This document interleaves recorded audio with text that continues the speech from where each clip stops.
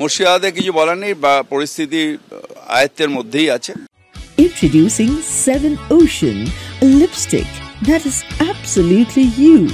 7 Ocean from the house of Kukumuni. এর পেছনে কারা সেটা নিয়েও অনুসন্ধান হওয়া উচিত। তার কারণ ভারত ধর্মনিরপেক্ষতার পীঠস্থান হচ্ছে পশ্চিমবঙ্গ। সেই পশ্চিমবঙ্গকে কলঙ্কিত করার জন্য যারা এই পরিকল্পনা করেছিলেন তাদের ধিক্কার জানাই, এবং পুলিশকে বলবো কঠোরতম শাস্তি এদের জন্য দিতে কোর্টের মাধ্যমে। ওয়াকফ তো এখানে মুখ্যমন্ত্রী বলে দিয়েছেন যে এখানে ওয়াকফ ইমপ্লিমেন্ট হবে না।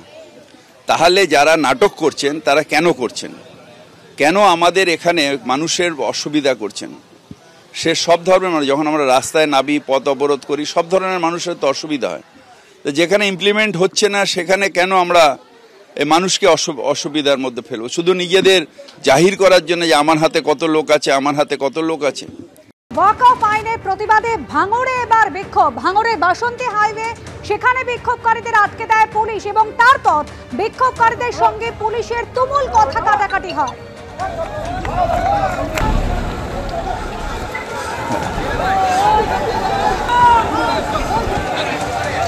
দিচ্ছি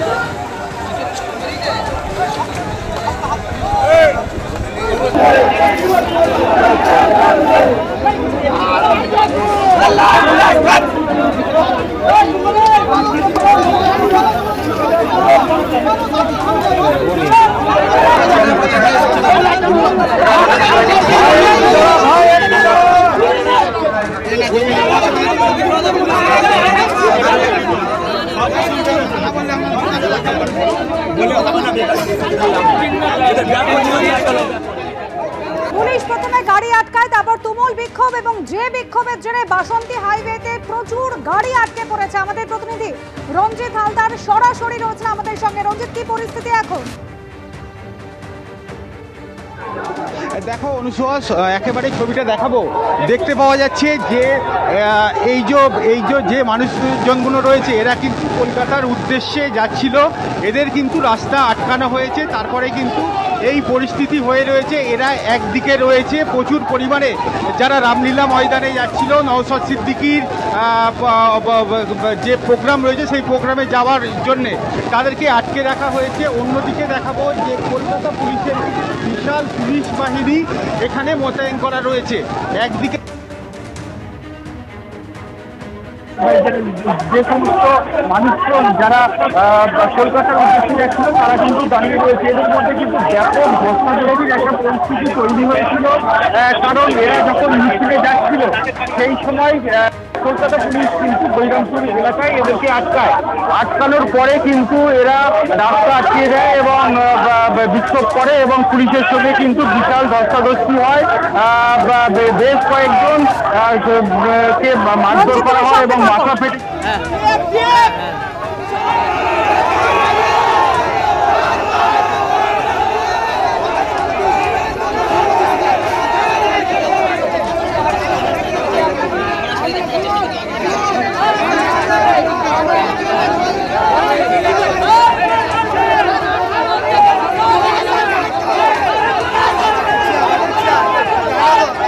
বিরাট উত্তেজনা এই মুহূর্তে, এবং পুলিশ কোনো রকম ভাবে সেই ব্যারিকেড ঠেকিয়ে রাখার চেষ্টা করছেন, কিন্তু বিক্ষোভকারীরা তারা কিন্তু সেই ব্যারিকেড ভেঙে সামনে অগ্রসর হওয়ার চেষ্টা করছে। প্রবল উত্তেজনা এই মুহূর্তে। শুভজিৎ,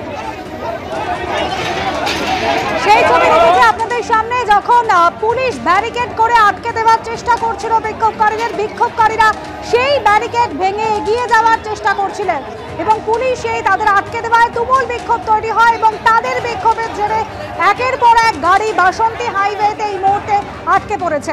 রঞ্জিত হালদার আমাদের প্রতিনিধি রয়েছেন আমাদের সঙ্গে। রঞ্জিত, তুমুল বিক্ষোভ, তুমুল ধস্তাধস্তি পরিস্থিতি তৈরি হয়েছিল, পুলিশের এখন কি বক্তব্য?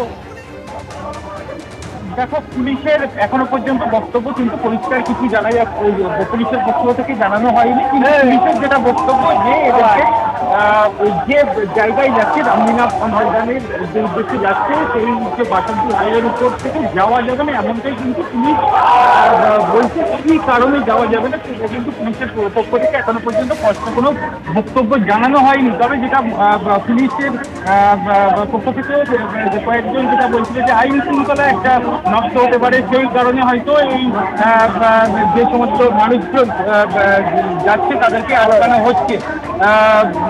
সেই জায়গা থেকে দাঁড়িয়ে এখন কিন্তু বহিরামপুর এলাকা কিন্তু একেবারে অগ্নিগর্ভ পরিস্থিতি বললে কিন্তু ভুল হয় না, কারণ কিন্তু দাঁড়িয়ে রয়েছে। যে কোনো ধরনের পরিস্থিতি এখানে হতে পারে। পুলিশের হাতে কাঁদানি গ্যাস রেডি করা রয়েছে, যে কোনো সময় কিন্তু ভয়ঙ্কর পরিস্থিতি হলে সেই গ্যাস ছুটবে এমনটাও কিন্তু সেখান থেকে কিন্তু স্পষ্ট। যারা রামলীলা ময়দানের জন্য যাচ্ছে তারা প্রচুর পরিমাণে মানুষজন যেমনটা রয়েছে, অন্যদিকে কলকাতা পুলিশের বিশাল পুলিশ বাহিনী ঘটনাস্থলে রয়েছে, মাঝখানে একটা ব্যারিকেড করে রেখে দেওয়া হয়েছে। সেই ঘটনা ঘিরে কিন্তু ব্যাপক উত্তেজনা ছড়িয়েছে বৈরামপুর এলাকায়। রঞ্জিত, তুমি নজর রাখো।